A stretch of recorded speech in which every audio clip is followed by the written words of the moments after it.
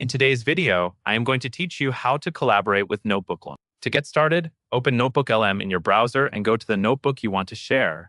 In this example, it is a notebook about feline ecology, but the steps are the same for any notebook you create. Make sure you are looking at the notebook itself, not a separate settings page, so the sharing options you need are available. Next, find and click the Share button. This opens the sharing panel where you control who can access your notebook. This is the key area for collaboration because it lets you choose whether access stays private or can be opened up to others. Inside the Share panel, click Notebook Access. You will see the current access setting, which is often set to Restricted by default. Restricted usually means only you, or only people explicitly added, can open the notebook.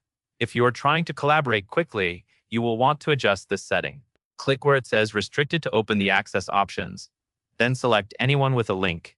This changes the notebook from a lockdown, invite-only setup to a link-based setup, As a practical tip, only use anyone with a link when you are comfortable with the notebook being accessible to anyone who receives the link. Treat the link like a key.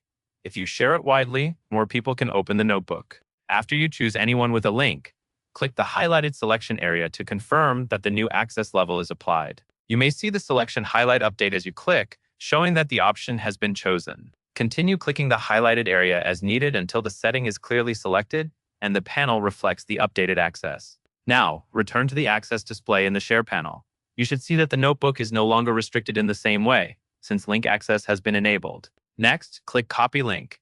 This copies the shareable notebook link to your clipboard, so you can paste it into a message, an email draft, or a team chat. For smoother collaboration, paste the link immediately into the place you plan to share it, so you do not accidentally overwrite it by copying something else. Finally, click Close to exit the Share panel and return to your notebook. That covers everything you need to know, and that is all there is to it.